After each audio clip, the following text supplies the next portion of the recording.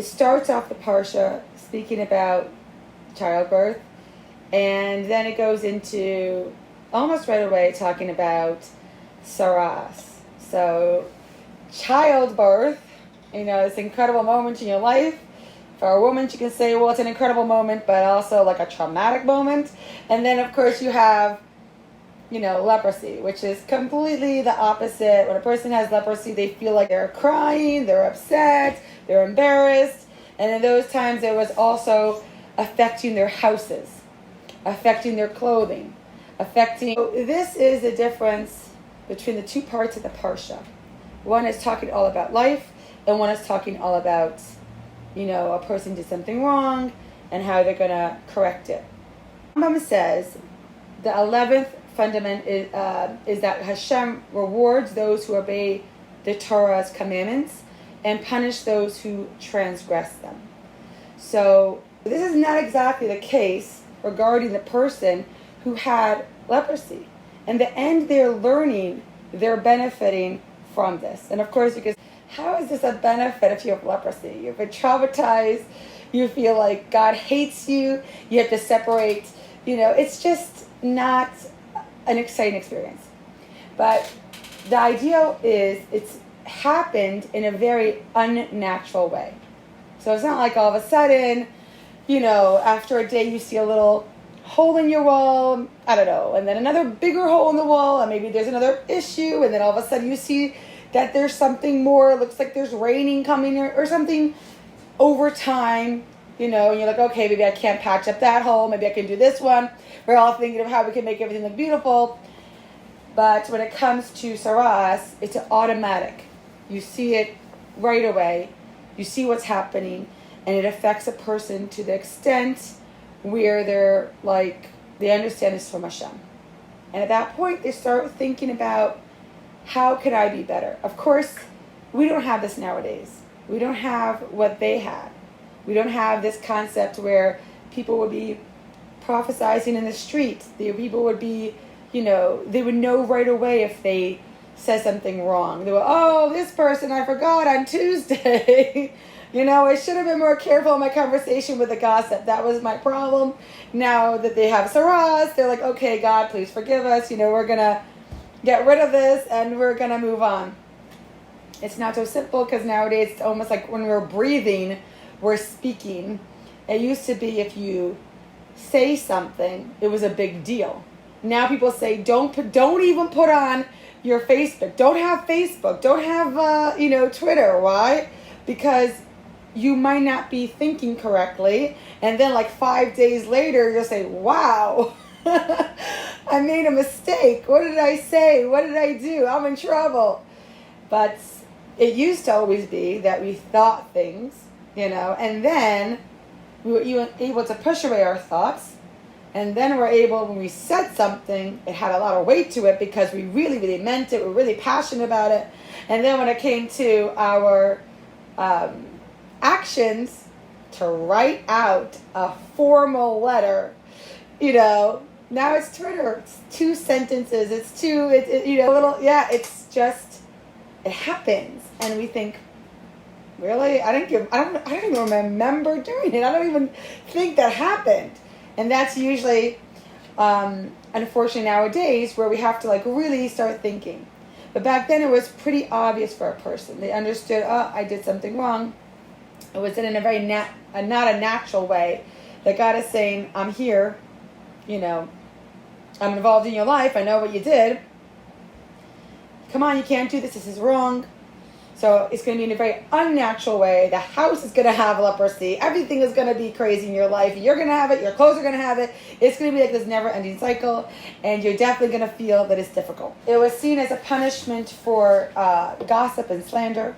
That was the famous punishment that Miriam got. Miriam, the prophetess, who was not trying to hurt her brother. She was concerned about their relationship as, I guess you could say every mother-in-law, mother, sister, any feminine, woman, that feminine element of the family, she's always going to be worried about you. So all the guys are going to hide away and say, oh, please don't get too involved.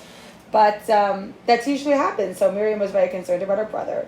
She said something, and even if it was true, she should have known better that Moshe obviously he was right in this case, and she had leprosy. I was actually thinking about something that, what happens at the end, a person is meant to have this new lifestyle, this new beginning to really change. And I think people are afraid of that. They say, oh, I can't really change. When I speak to someone who's like 75, they go, I'm so old, I can't even begin to think that I can change. But it really depends on one's, thought process. A person can change, and they just start with little habits, and then it comes into something better and more better. Eventually, they have changed certain habits to make that into something better. And people can say, well, this is the real me.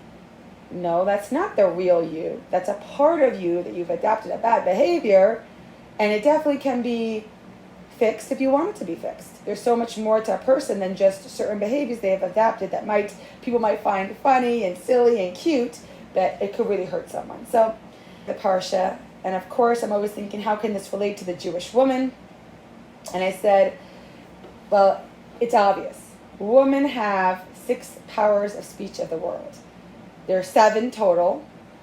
Man has 1. It makes a lot of sense. They seem to be more distant. Sometimes they seem super logical, and I think if it's super logical, I'm saying maybe it's because they're not as invested in certain situations that a woman can be invested in.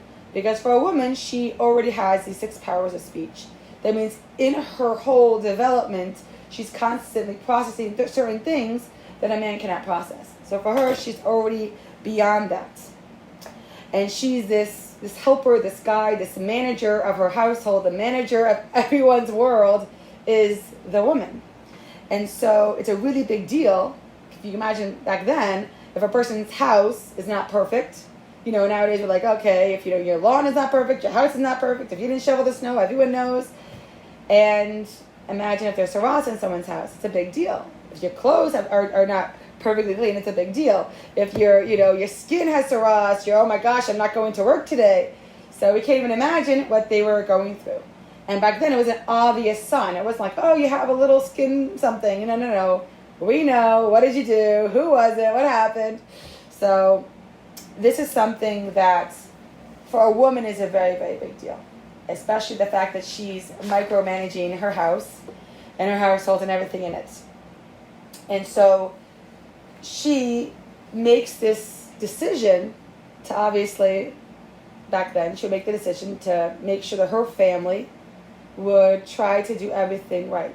So let's say if her husband had certain habits of maybe he wants to gossip in the synagogue. Gossiping, maybe they're gossiping a lot, and but it's something I feel, and same as with a person's children, it's something that I feel it's really important that a woman has this huge impact on the world. And so when I'm looking at the beginning of this Torah portion, and we see these laws of purity and impurity, and it starts off with childbirth, the whole idea of a whole world, and then we see further on in the Parsha about the whole idea of the house, that even the house that happens to, I think, and I feel that it's screaming out to say, well, if this happened in your house, where were you? We can't control everything, but where were you? If your kids were gossiping, if your husband was gossiping, if you were gossiping, who are you forgetting? You're forgetting God.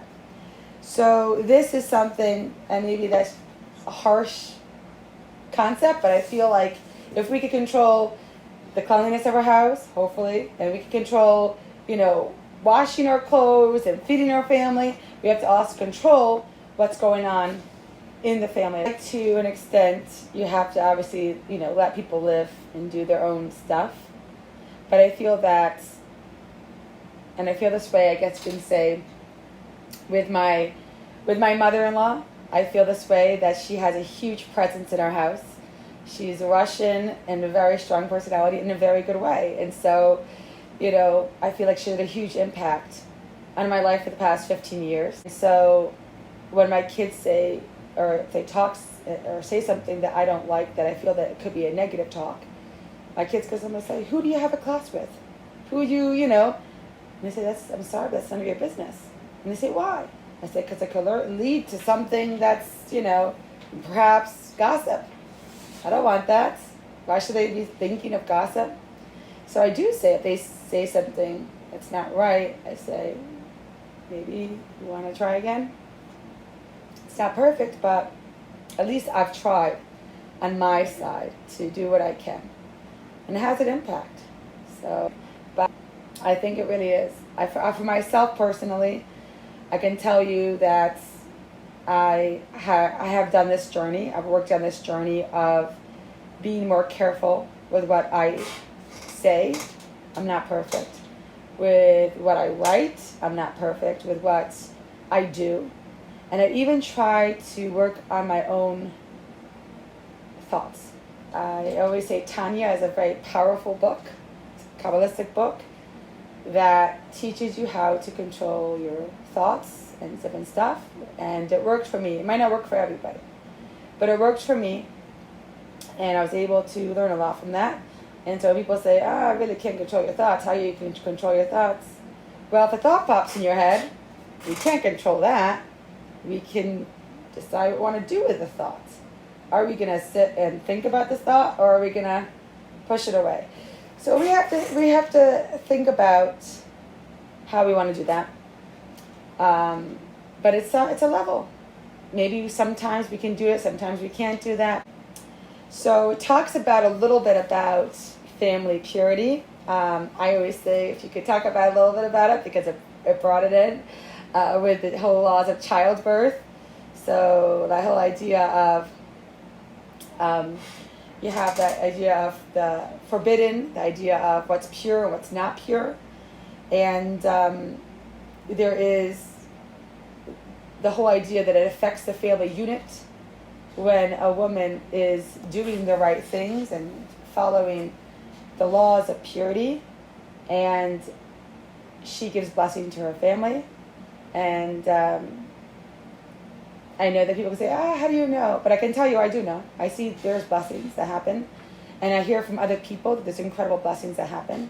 And there's something really special about mikvah and about special mikvahs especially that have lots of blessings with them, that, there's health and there's healing and there's incredible, beautiful things that happen because of this family purity. So one of the things I feel like this parsha in my mind that it really kind of starts with is the whole idea, and of course everyone's saying, well, it's just childbirth leading into this terrible leprosy. But in my mind I'm thinking it's really speaking to the woman. Because a lot of different parshas could be speaking to other people and to the person in general. This one really speaks to the woman. It's really saying, you're creating life, you're managing your household, what's really going on. And I can say, especially here in our small community, it could be very simple and easy for there to be, God forbid, a lot of fights. In my own house, God forbid, because I homeschool my children, and I have a strong personality, and I'm married to a Jewish Russian man, so that could be also a very strong situation. But there's a lot of rules that we put down for ourselves with respect and different things like that. But I also believe what helps tremendously, the fact, besides working together, homeschooling together, and everything like that, is when you have the 2 weeks off and the 2 weeks on. When you have 2 weeks off, personally for me as a woman, I feel like I have my space. And I feel that for as much as we want the touching aspect of the relationship, I feel more for women, we want to hug and we want to kiss and we want to, sit together or maybe watch something. But there is something really nice also to have your own time and to feel like you're just friends. And maybe for me, I've been married for 15 years and I can say, so perhaps that makes sense. But when there is the 2 weeks on, it's very special. It's an incredible time that you have with each other. But at the end of the day, I always feel like, well, I always have my space. I also have my own bed. And I feel like, today, it seems strange to me that if we're really developing as a world, as a nation, it seems like we're going backwards because a woman doesn't even have her own bed. I always say that people Really? I didn't notice that. Maybe it's the woman's bed. Maybe it's the man doesn't have a spot. Because if he's doing something wrong, he's going to the couch. That's the whole expression. But I feel that a woman, she needs her own space. She needs her own bed. She needs her own time. And when she wants to, not because, God forbid, they're fighting or human circumstance, but God creates this time where a man desires his wife, a woman desires her husband, and they have to use other ways to express themselves during their time off. They have to deal with any issues that they may have in a friendship relationship, and not just this, oh, honey, it's okay, and you're thinking of yourselves as just like attached to the hip all the time. There is a beauty of having the beautiful relationship of being connected with each other, but at the same time to be your own person, have your own space, and in the right time to take someone else into your space. So when I was thinking about the whole idea of that a woman, after everything that she goes through childbirth, she has to bring a sacrifice to Hashem, and she's of course included in that, but it starts off this beautiful way of purity of the family. And that's exactly something that a lot of people don't even discuss, I think, because they think, they're saying a woman's unclean. No, they say she's impure, and that's okay. There's different types of impurity that we don't have in the world anymore. Certain situations, because, we're in exile. But the one beautiful thing that we do have is this whole family purity that is... nobody wants to be impure. Even though it's nice to have a time off and a time together, there's also beauty of being together, nobody wants to be impure. So, for example, men do have, they are impure in some ways. So, for example, if it were during the time of, the temple, so they would have to all of us would have to be purified, because we all have been in contact with some sort of dead body, cemetery. If you were in a hospital, if you walked past someone who passed away, a cemetery, anything, you're impure. We can't deal with that impurity nowadays, and it's one of the most serious of impurities is someone who passes away, which is why the whole idea of Tazria, when you gossip about someone, it's almost like that type of impurity. So it is a terrible impurity. When there's leprosy, they also go to mikvah. They don't say a blessing, but if there's something that happens, they'll go to mikvah. So there is that type of impurity. Because that's the whole idea for a woman after childbirth, or once a month. Why is she going to mikvah? Because when there's that potential of life that was lost, that's when she goes to mikvah. It's not about her as being put down, and a man, is better than her, or there's different aspects. I always say it's not him against her and us against the kids. Sometimes you could say, okay, no kids allowed. There's a reason for that. But it's a family unit. When we first came to this world, it was Adam and Eve. Adam wanted to be like the rest of creations, to look for his mate. So God gave him only one power of speech, and the woman, which is actually a great point that I wanted to mention, the woman is the whole idea of the Shekhinah. She's the feminine aspect of God. So God has a masculine and a feminine. His feminine aspect rests on the Jewish people, rests on the synagogue, rests on our house, rests on when we're doing the right thing, especially when it comes to our intimacy. God's presence rests, and it's in that feminine form. So a woman represents, just like a man represents God in his physical, in his masculine form, a woman represents Hashem in her feminine form. So that's a pretty big deal. So we're representing Hashem. Therefore, it makes sense why we have all of these different aspects. Because our Holy of Holies, our womb, that is a place where Hashem decides to give us a child, or because of the potential of life each month. And then there's the child that grows within. And the sages say that womb with you, it's in your stomach, and it's raising this beautiful child for all that time, and right before it's born, it forgets. It goes like that, and it forgets. And the baby forgets everything. So it's not growing and developing in a man's body, even though at one time we were both whole, But the idea is it's in the most holiest of holiest place, which is in a woman's reproductive organs. It's in the woman's womb. And this is where the child grows. And so when she's giving birth to life, birth to the future generations, and nowadays we say we just need one good man, one good man. It makes a huge difference when you have not a good man. And, a woman has a huge potential. She herself could be an incredible person, but she also has this ability to really raise life. I was listening to this beautiful story today, and I'm just going to share it with you. It just blew my mind away. And I'm going to say the mother of this person schleps a lot of nachas. So there was this child from an orphanage. And, everything going on in Ukraine, when I was done reading the story, I was crying because it was just so incredibly much for me. So you're sitting in this boy was sitting in this orphanage, and it was very hard for him, and he had really good memories, and he had really hard memories. He comes after the war to the country. He wants to visit the Lubavitcher Rebbe. He himself wasn't very religious, but he heard about the Lubavitcher Rebbe, and he goes, something interesting, I want to see this Rebbe. He goes, and he knocks on the door to the Rebbe. He's let in, and as soon as he comes in, the Lubavitcher Rebbe said to him, Avramala, is that you? Stops, stares, and he almost faints. In front of him is this mister, he called him, this monsieur, this mister, I pronouncing it wrong, this French mister that would come to the orphanage every single day, giving a huge bag of bread to the orphanage kids. And every child that wouldn't eat, he would put them on his lap.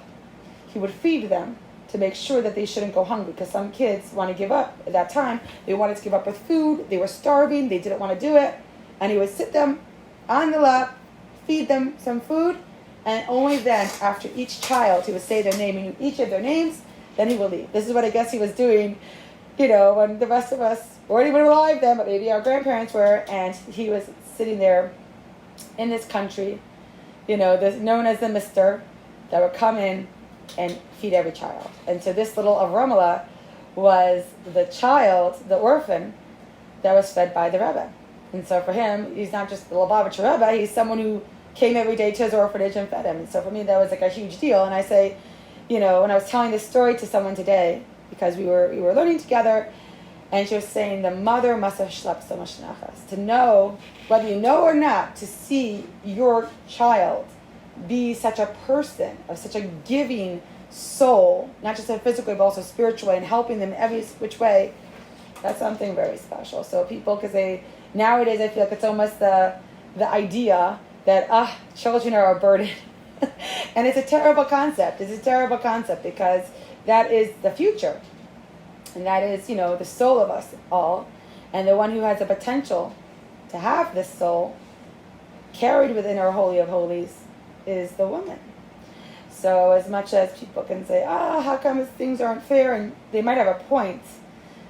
But I feel like it's done with unknowing. It's because there's so much behind the scenes that are hidden, because maybe it's not popular, people don't know, people don't want to talk about it, and therefore it's lost in translation, as they'll say. It's lost in translation.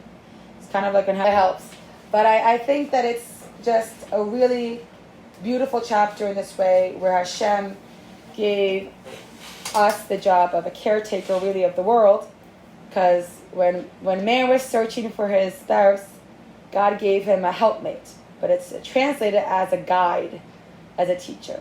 So when we decide to use all of our strengths, we really are this mentor, we really are this manager, this, take charge type of person, is really, and in different ways. And everyone has their own way of how to do that. You can have a quiet voice in your house. And it's true, it can be a quieter voice, but there could be peace because of certain things that you do.